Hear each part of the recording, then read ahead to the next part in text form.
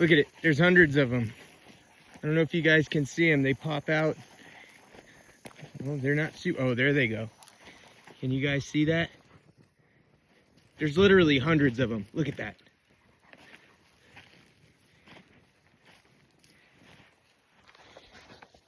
This is what's defoliating the elms that I planted out in the field. And they're even starting to get to the ones that I have in a pot. I'm gonna have to try to do something there. And that's what this whole thing is, 2 years deep, a game that yields inches at a time. I'm walking the property line right now to make sure all my easement markings are still intact. This is open fence ranch, and the cattle sometimes pull them out and the stakes out, and I put them back in, bang them back in, or make sure that the little stake with the pink whiskers are still in the ground where they belong until I can get a fence built and keep them out. But this place doesn't have the biggest stalking rate, so the cattle aren't the biggest issue. I can protect the trees from them. What I can't protect the trees from are these grasshoppers, as well as some of the other bugs that we have. They're these true bugs, or at least that's the order. I don't know what specific one it is, but I think we're gonna get some turkeys. I think that's what we're gonna do.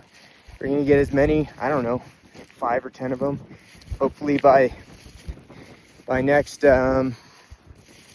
year they'll reproduce, and we can set them loose on the prairie and see what kind of impact they have over months and years. But that's the game we're in. This isn't something that's going to yield immediate results. It takes years, and this is a huge case for the elm. I keep talking about the elm. This is going to be the Siberian elm. This is going to be like an ongoing thing.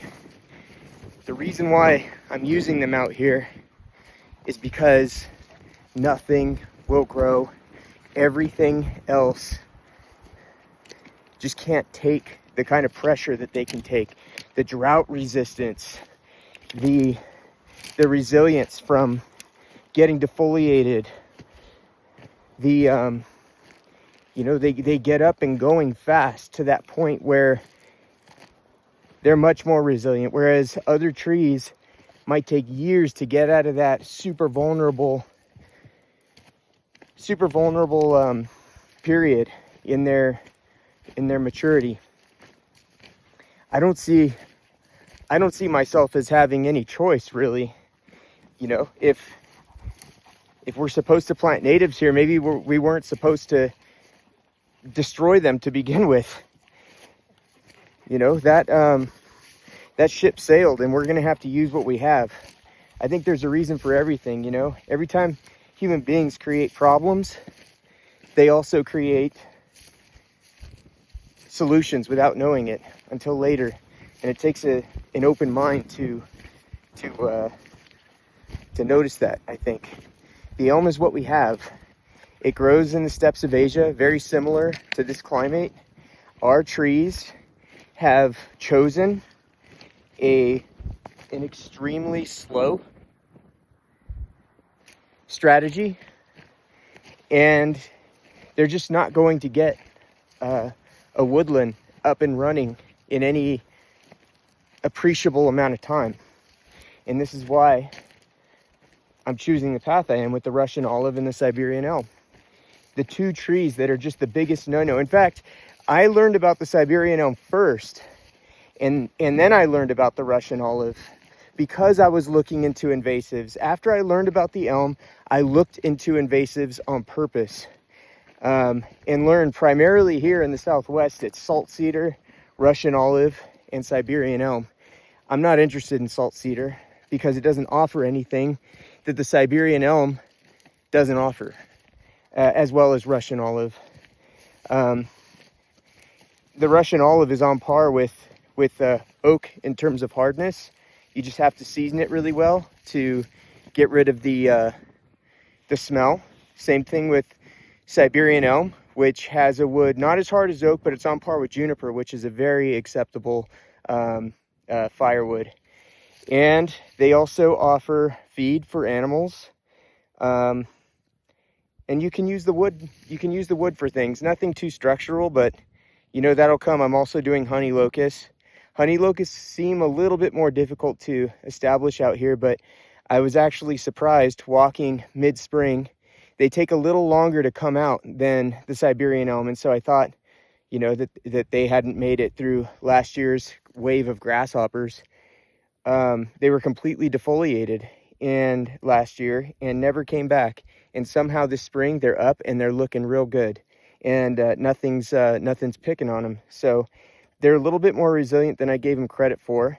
They grow a little bit slower than the Siberian elm, but reasonably fast. And you can get decent timber out of it. You can get incredible firewood out of honey locusts. It's almost not fair. I mean, it's a no-brainer to grow something that grows far faster than oak and is at least a quarter harder than oak. I think oak is somewhere around 1200 Jonka hardness, the machine test where they push a marble into the wood, and honey locust is at 1500, and it grows way faster than oak. And it offers a lot in terms of firewood, timber, fence posts, as well as you can feed animals with it too. It's just an incredible tree. And so we're going to lean heavily into the honey locust, which no one has a problem with honey locusts. They're not native out here, and maybe they're not as invasive, but they grow pretty well out here. They don't seem to need too much help. They're almost just as numerous as a Siberian elm. Maybe I need to look into that, why people aren't bemoaning their existence here in northern Arizona as much as the Siberian elm. But the Siberian elms do spread. Every spring you can see the sprouts coming up. The seeds, you know, the seeds definitely get out there a lot more than with the honey locusts, whose seeds are not really airborne or blow away. They're in a pod, and you know, a lot of the seeds within the pod get eaten by some kind of beetle. And so yeah, anyway, the honey locust is definitely a plant I'm going to lean into. I just wasn't prepared this spring to use them because I was going to lean harder into the Siberian elm, which I'm still going to do, but thought that maybe for now the honey locust wasn't going to be as viable of a selection until the elms grew and I could chip them and create mulched areas and kind of set the stage for them to have an easier time growing. So, but that's not the case. I'm going to be able to, and I see them all the time out in town, and I look at where they're growing, guys. I mean, the proof of concept is something a person needs before they, you know, commit to a you know, decades long project. And the proof of concept is everywhere I drive in town and I look at the sites. I don't just look at one elm that grew or one honey locust that grew or one Russian olive that grew. I look at many of them. I stop my truck. I look at the area. I you know, I see if it's catching water, not catching water, shedding water. I've seen huge trees on sites that are on rocky slopes where you know there's no soil in there. It's just rocky. It's a steep slope. It's shedding water, and these trees are achieving, you know, decent size, decent canopy, and not as big as ones in nicer sites, but my site is nicer than the sites where I do see those ones growing. And so I know if they can do it there, they can do it here. The entire property, this is the wash. I don't know if you can see all those mounds and everything. The entire property, almost the entire property is a floodplain.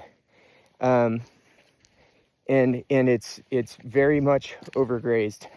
And I'm walking through the wash right now, but to the west, there's two hills that have dumped alluvial soils into the floodplain. That area is over 20 acres in size, and that's where I'm going out to plant, but that's also where I'm getting destroyed because of the the unshaded fallow soils, everything's gone dry. So the only green thing out there are the few trees that I'm putting out there. Well, few in comparison to the space and the amount of insects. Everything is going to them.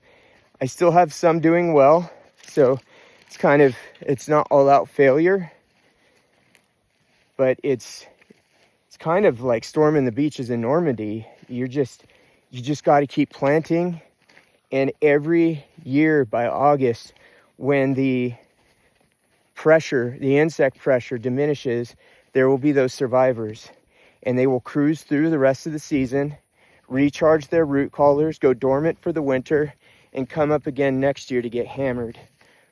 But they'll be a little bit bigger this time. And this is what's happened with many of ours. There's areas where they're not getting eaten at all, and that'll push out, it's kind of an ink blot on a sheet of paper. There's areas where there's just no sense in planting, but you got to plant to find that out. And then there's areas where they're being left alone. And as they grow tall and shade those areas out, they're going to push the areas where the insects are most prone to going out. And it'll expand the areas where I can successfully grow trees. But we're looking at enormous timelines here. Well, not enormous, but many years, which again brings me back to the Siberian elm, a plant that can yield benefits, animals, feeding animals, firewood, and so on, all in a span of less than 10 years, 5 to 7 years, especially if we get good rains. If you tried to do this with oak, which is, some of the native hardwoods that we have out here, if you tried to do this with oak, it would be decades before you got any such thing, before you could feed turkeys with the acorns, before you could, coppice it for firewood, before you can harvest any kind of timber, for sure. If I planted oaks, I'd be 70 by the time, I could get anything from them. And, that's no real reason for not planting them. I'm going to plant them, but I am going to make it easier to establish them by growing as many of these pioneer invasive trees, bulletproof Franken trees that I can, get myself a wood chipper and mulch huge swaths of the property and set the stage for easy establishment of those trees, going through the lots where they've been planted, keeping the canopy from shading them out, and letting them take over. My son's 10 and 8, and I have a couple daughters, and they all swear that they're going to be the ones to plant the oaks and take over and keep it all going. And I hope at least one of them takes that seriously, because there's more than a lifetime worth of work on just this 34 acres because of the state that it's in. The work is endless. I've got enough here to keep myself busy for the rest of my life, thank God. I guess it's not always about, the end state. I'm not going to say the cliche, I'm happy to be here, and I'll be happy to see it working. And with the elms, it's realistic to think that I will definitely be able to set a table underneath those trees and enjoy a meal with family and friends long before I'm that old. And I have, which is what's inspired me to use those trees as well. Trees also provide shade, and when you have a good time in the shade of a tree, you're not going to ask what kind of tree it is. And, I don't think you should ask what kind of tree it is. It's a good tree. It was a hot summer day, and it was leafed out, and it was shady, and we had a good time at that table under that tree, and that tree was an elm. And those trees can get to that size out here and give me places to have that in a matter of 10 years, 12 years, 15 years. Less if you grow several close to each other. And so I'm looking forward to that. You know, I'm looking forward to being 50 and enjoying the trees that I planted. And I'm looking forward to getting the oaks going. But I'm just not going to see them when they're 30 feet tall. And that's kind of the timeline that you have to be willing to get yourself into if you want to do something like this. A lot of people call it homesteading. I don't know. It is, because I'm going to run animals and make a living off of it all. But in another sense, it's not. It's forestry from nothing. And it's been tough out here. It's hot as hell out here. We live in a wall tent for now. And it's hot as hell. You know, my wife and I had to figure out what it meant for us to be out here. It was difficult to get ourselves established out here. The laws are not charitable to people who want to do this kind of thing unless you have everything it takes to build a house on your property right away. And so it's been a gritty 2 years, and I think this is why so many people fail out of this whole thing. So often the attrition rate on people starting homesteads is really high, because once you actually run into the failures and the sheer amount of money and work it takes to get all your systems up and running to make life make sense out here, because it's going to take a while to make life make sense out here. You know, it's going to take a while to get these guys big enough to be feeding animals, to be feeding our dogs, to be, you know, to where we don't have to drive into town for every last thing that we need, you know.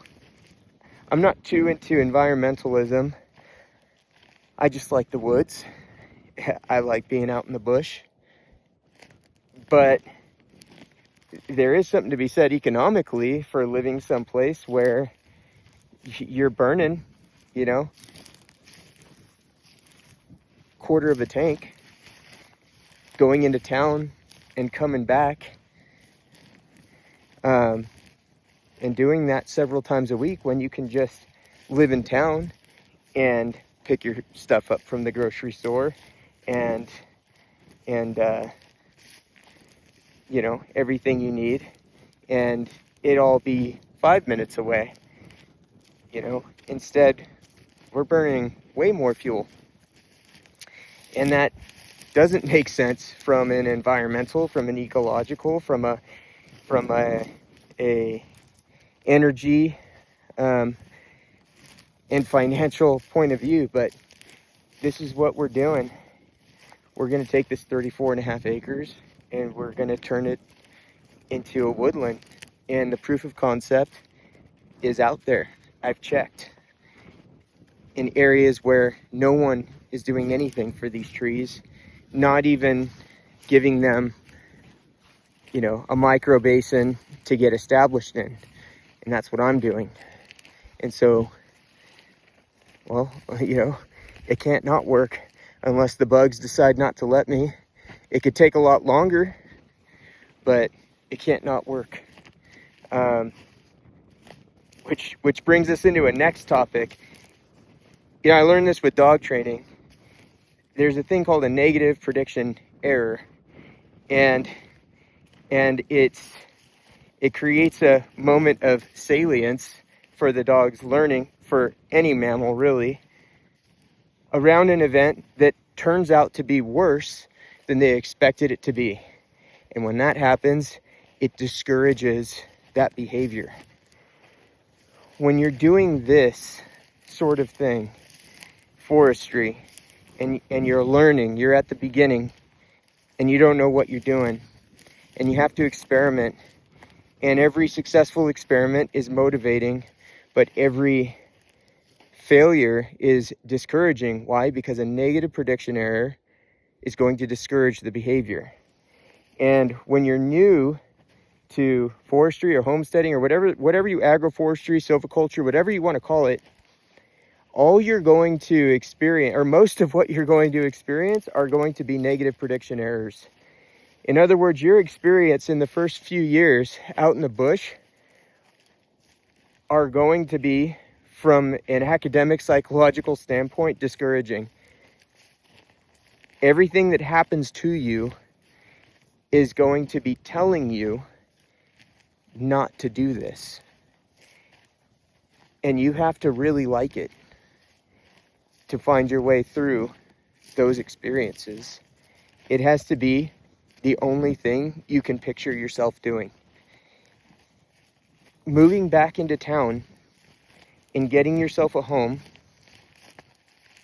and working in town and saving up for the rest of your life and doing what we all do has to seem worse to you than being out here and floundering for 5 years. It seems worse to me to go back into town and live that life than to flounder out here in the heat for the next 5 to 10 years.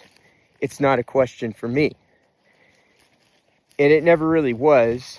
And I knew that nothing would get me to go back to town. And so I'm here. And I really don't care what happens. We're going to grind it out. And this property's going to crack for me. I'm going to have to show it that I'm here to stay, that I'm here to make it grow, that I'm here for its benefit. And it will begin to yield for me little by little.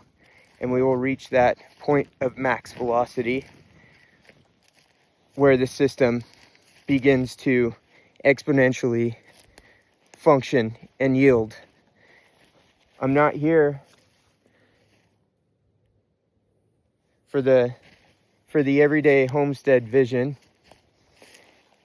I'm here for maximum biomass yield.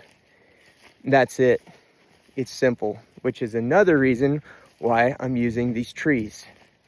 Maximum biomass yield. If you can make a case for why you shouldn't, in a place like this that won't let anything grow and where the evaporation on the ground is higher, far above average for any place in North America at our altitude and with our solar exposure, why I shouldn't move towards maximum biomass production instead of this native purist vision of preserving and making the place look like it did in 1491. You know, I don't see why I should do that exactly. I don't see why I should, fight the damage we've done to this place with arms tied behind my back when I can unleash the beast and put him back in his place when his purpose has been served. And so that's why I'm using what I'm using out here.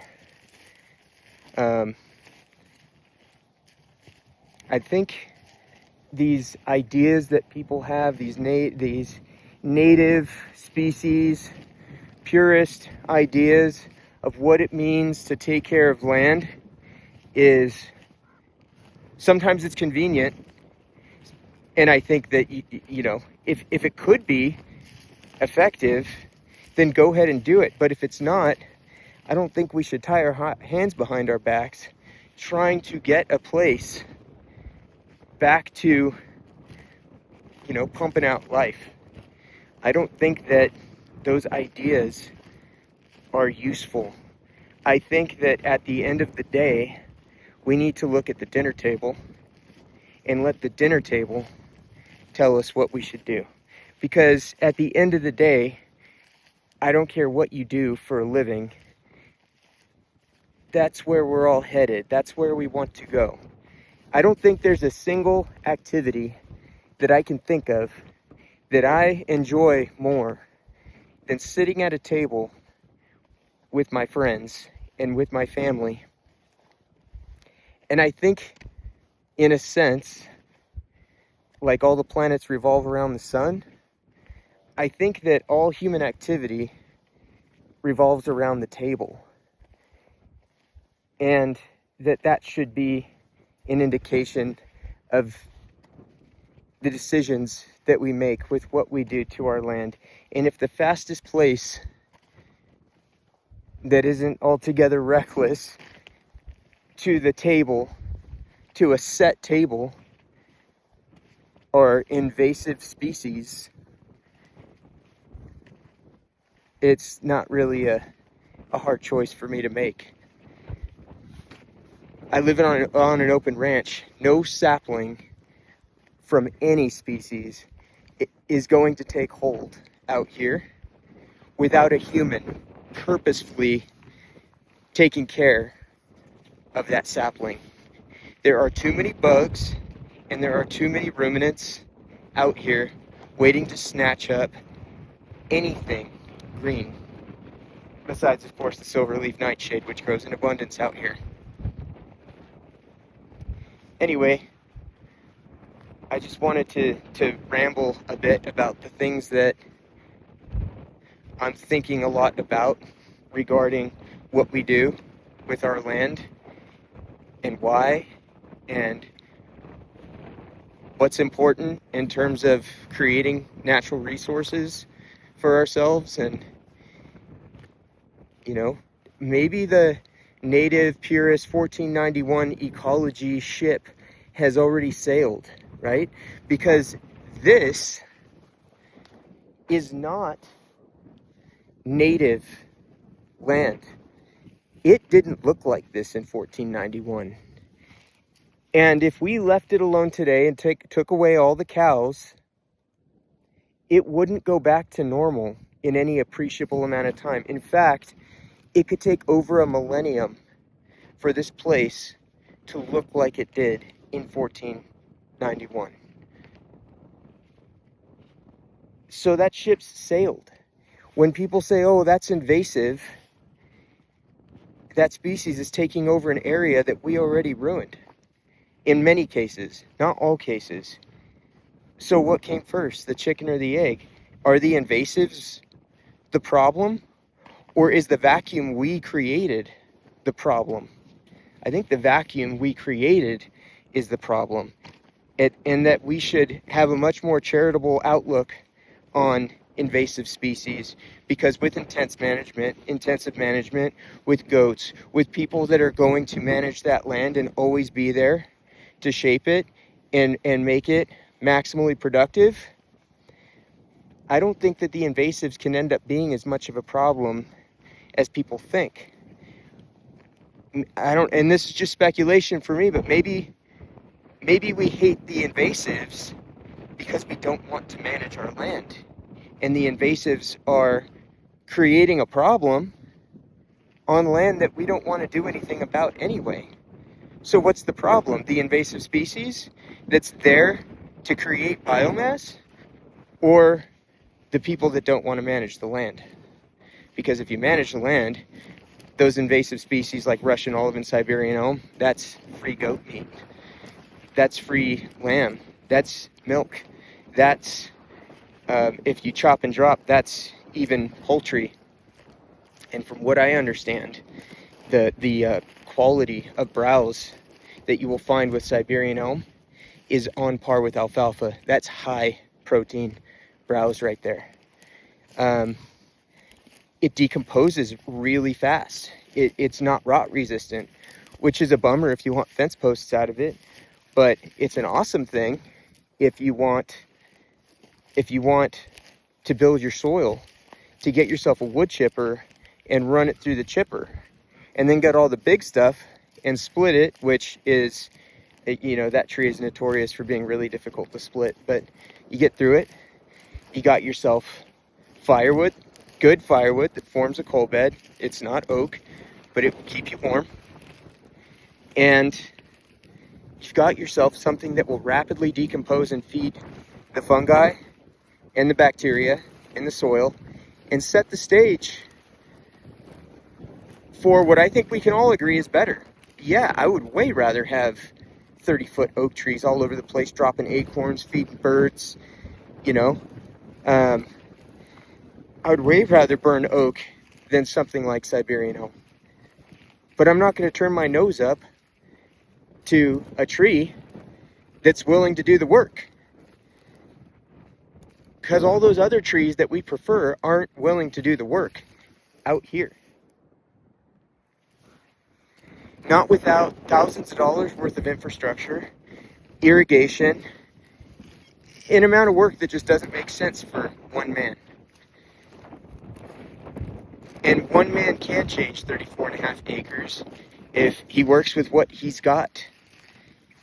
I mean, if that's another thing I said about nothing's going to convince me to go back, regardless of how difficult this is. You work with what you got, and it becomes tenable to do this. If you're the kind of person that wants to set up your house immediately and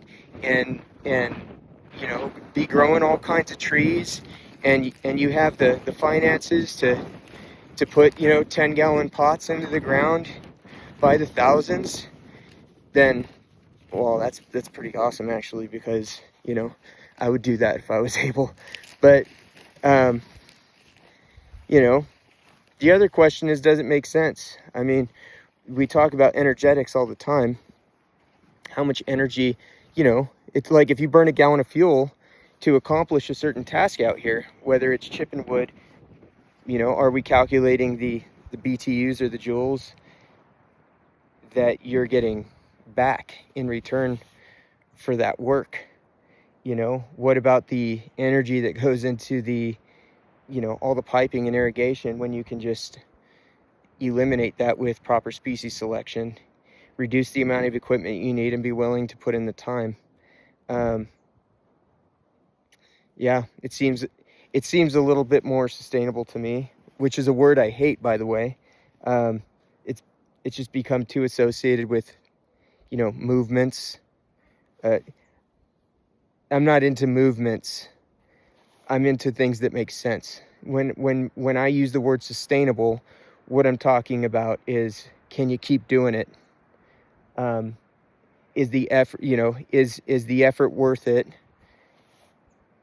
Does it pay back what it takes?